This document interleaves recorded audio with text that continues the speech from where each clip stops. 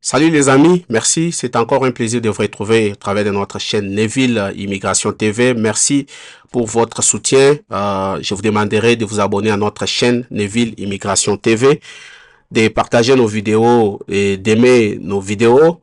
Ça nous fera tellement plaisir pour pouvoir promouvoir nos vidéos partout, qu'elles soient écoutées partout. Vous savez, il faut aussi régler la cloche de notification qui vous aidera bien à être au courant qu'à chaque fois nous postons une vidéo, vous serez au courant et vous allez pouvoir la regarder ou trouver quelque chose qui va vous aider.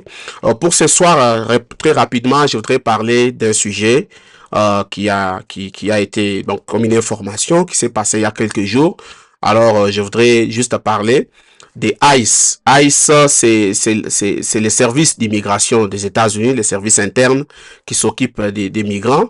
Alors, ils ont opéré des raids. Donc, ils ont pourchassé les gens à certains warehouses d'Amazon à New York. D'après l'information, ils sont partis. Donc, c'est comme si ils ont maintenant pris une nouvelle stratégie. Donc, ils peuvent venir sans avertir à un endroit, demander des cartes, demander des cartes d'identité, demander des documents, surtout la carte d'identité. Et parfois, ils peuvent trouver des gens qui ne sont pas en ordre, ils peuvent les prendre et les déporter à partir de là. Donc, c'est une situation qui, si vous savez que vous avez encore des problèmes derrière vous, essayez toujours d'entrer en contact avec votre avocat, essayez de vous mettre à l'abri, essayez d'être très très prudent, surtout quand il s'agit d'aller dans des endroits qui sont publics. C'était ça la première information que j'avais. La seconde information, je crois qu'il y en a beaucoup qui ont parlé là-dessus, c'est sur l'anglais. Le président Donald Trump a pris une décision récemment faisant de l'anglais la langue officielle des États-Unis. Donc, comme vous le savez, aux États-Unis, c'est un pays qui, à l'origine, c'est un pays des migrants. Donc, les États-Unis ont une loi tellement spéciale qui fait qu'en tant que pays des immigrants, des gens qui ont fui la persécution, qui ont fui la guerre, qui ont fui ceci, cela, c'est comme ça que l'Amérique a été fondée. Alors, cela étant, l'Amérique avait trouvé des Indiens, des gens qui étaient des originaires. Il y avait des Indiens. Quand l'Amérique a commencé avec 13 colonies, 13 États, ils ont commencé, ils ont ajouté certains États. Jusqu'à aujourd'hui, nous sommes à cinquantaine d'États. Alors, à partir de ce moment-là, l'Amérique avait trouvé que pour la sauvegarde de la paix interne, qu'il n'y ait pas de langue officielle. C'est pourquoi vous pouviez voir, dans la plupart des cas, quand vous vous rendez à des endroits qui sont généralement officiels, l'État et consorts, les comtés, les villes, les États, l'État fédéral, vous allez trouver que la plupart des documents officiels, ou même sur les websites, sont en anglais et ils sont aussi en espagnol, que nous appelons l'Espanish. Alors, c'est ce qui fait que tout le monde parle sa langue et se retrouve aux États-Unis à l'aise, même dans des milieux officiels, vous parlez votre langue, vous vous retrouvez à l'aise, vous êtes partout. Mais maintenant, quand le président Trump est venu, il a pris une décision annulant, faisant plutôt de l'anglais la langue officielle des États-Unis. Je crois que cela va beaucoup impacter. C'est pourquoi je voudrais parler ce soir sur l'impact que cela a sur notre vie. En tant que, si vous êtes immigrant, vous n'êtes pas natif américain, l'impact que cela a est que l'opportunité à l'emploi se trouve réduite. Pourquoi? Parce que si l'anglais devient la langue officielle, c'est que les institutions publiques auront du mal à engager les gens qui ne parlent pas l'anglais. Donc, les interviews vont rester obligatoires qu'en anglais. Ce qui fait que parfois, ils ne vont même plus accepter qu'il y ait d'interprètes ou d'applications d'interprètes. Donc, cela étant, je voudrais conseiller à beaucoup qui suivent mes vidéos, qui sont ailleurs, qui sont à l'étranger, qui veulent venir aux États-Unis pour une raison ou une autre. Ça peut être pour les études, pour le travail et pour tout. Si vous avez ces ambitions, commencez d'abord à apprendre l'anglais. Même si vous ne pouvez pas parler l'anglais aussi bien que les autres, mais ayez une certaine base d'apprentissage ou de l'anglais parlé. Parce que je sais que le président, en prenant ces décisions, il cible généralement les immigrants parce que les Américains, déjà, en tant que tels, ils parlent tous bien l'anglais, c'est leur langue. C'est ce qui est normal. Maintenant, les immigrants qui viennent en majorité des latinos qui viennent, ils parlent l'espagnol, ils parlent le portugais. Il y a d'autres immigrants qui viennent de l'Afrique qui parlent le français, les asiatiques qui parlent d'autres langues. Alors c'est pourquoi il a pu insister que l'anglais devienne la langue officielle. Ce qui va faire que beaucoup de gens risqueraient de perdre leur boulot si cela est appliqué. Surtout quand il s'agit des endroits publics comme les écoles, les comtés, partout. Là où c'est public, l'anglais devient la langue officielle obligatoire. Alors, vous qui jouez la loterie, vous qui ambitionnez venir vivre aux États-Unis dans les jours à venir, rentrez à l'école. Essayez d'apprendre l'anglais, ça va beaucoup vous aider. Connaître l'anglais devient un impératif. Donc, il faut apprendre l'anglais. Et il y a aussi, je vais aussi parler pour ceux qui sont déjà aux États-Unis il y a beaucoup d'années. Il y a aussi des gens qui sont aux États-Unis il y a beaucoup d'années, qui ne veulent pas l'apprendre l'anglais, qui travaillent dans tel ou tel secteur où on oblige par l'anglais dans des compagnies privées. Il faut toujours apprendre l'anglais parce que vous ne savez pas, peut-être demain la compagnie peut se réveiller et on dit que la compagnie a fermé. Et nous en avons vu beaucoup de compagnies qui ont fermé, qu'on ne pensait pas qu'ils pouvaient fermer un jour. Moi, je me disais par exemple, les compagnies qui fabriquent, les compagnies qui produisent la nourriture ne peuvent pas fermer, mais je les ai vus beaucoup fermer, y compris Walmart, y compris des Target et beaucoup de compagnies, ils ont fermé. C'est que chaque compagnie est toujours sujette à la fermeture. Alors, admettons que la compagnie ferme aujourd'hui. Qu'est-ce que vous allez faire si vous ne connaissez pas l'anglais? Et que la seule opportunité qui se présente devant vous, c'est d'aller travailler peut-être dans le secteur public où l'anglais est obligatoire. D'où la nécessité d'apprendre l'anglais. C'est un conseil que j'ai dit. Il y a beaucoup de gens qui en ont aussi parlé dans le sens.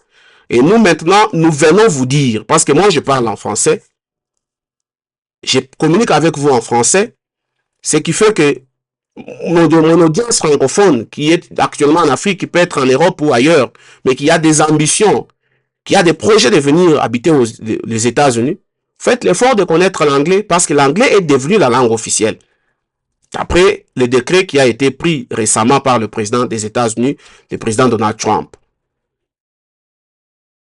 Donc c'était un peu c'était là l'information que je voulais, les deux informations que je voudrais partager avec vous. Premièrement, comment prendre soin de soi, comment se mettre à l'abri face au raid des ICE qui a déjà commencé dans d'autres États. Et aussi comment se préparer. Quand vous avez peut-être, vous avez dans votre programme, vous voulez faire appeler les parents pour qu'ils viennent travailler un jour aux États-Unis. Vous voulez faire appeler vos frères et sœurs. Vous jouez la loterie. Vous voulez appeler les gens qu'ils viennent, inviter les gens qu'ils viennent pour vivre aux États-Unis. Dites-leur aussi qu'ils doivent commencer à apprendre l'anglais. Actuellement, l'anglais, ça peut s'apprendre. Il y a beaucoup de chaînes YouTube qui apprennent l'anglais. Essayez d'apprendre l'anglais, c'est une langue comme toutes les autres langues, elle n'est pas si difficile que vous le pensez. C'est juste que si vous vous mettez à l'apprendre, vous allez parler. Vous n'avez pas besoin de parler avec une performance qui est aussi trop élevée, disais-je, mais vous avez besoin de connaître l'anglais. Donc, c'était ça l'information que j'avais pour ce soir. Merci beaucoup pour votre attention. Je vous demanderai de vous abonner à notre chaîne, d'aimer nos vidéos, de les partager.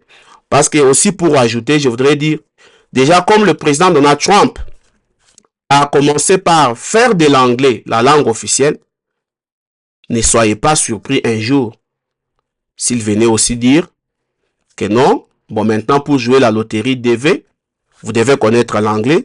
Vous devez passer vos interviews en anglais. Vous devez prouver que vous connaissez l'anglais en passant les interviews en anglais. Il peut aussi mettre ce genre de conditions. Et là, pour les ressortissants des pays comme le Ghana par exemple, et d'autres pays comme le Nigeria, le Ghana et d'autres pays africains ou d'autres pays asiatiques qui parlent l'anglais, pour eux, ça sera une belle occasion. Parce que les gens qui vont participer à la Divi Loterie seront moins nombreuses. Et cela va permettre que la majorité puisse gagner. Parce que, admettons qu'il y a, par exemple, le visa requis pour la DV, c'est 50 000 visas, par exemple. Et que les participants sont à 40 000. Donc, ce qui fait que tous les 40 000 restent d'être sélectionnés. Mais ce qui fait que la chance de réussite devient par exemple minime, c'est lorsque les visas sont à 50 000 que l'on doit accorder pour la DV loterie et que le nombre de participants s'élève par exemple à 500 000. C'est que la chance pour gagner est que sur 10 000, il faut une personne. Sur 10 000, je crois, une personne. Sur 10 personnes, je crois. Sur 10 personnes, une personne doit gagner.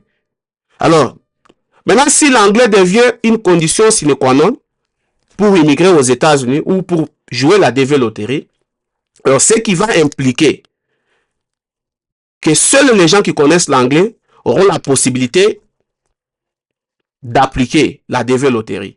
Et ils auront la chance d'immigrer aux États-Unis.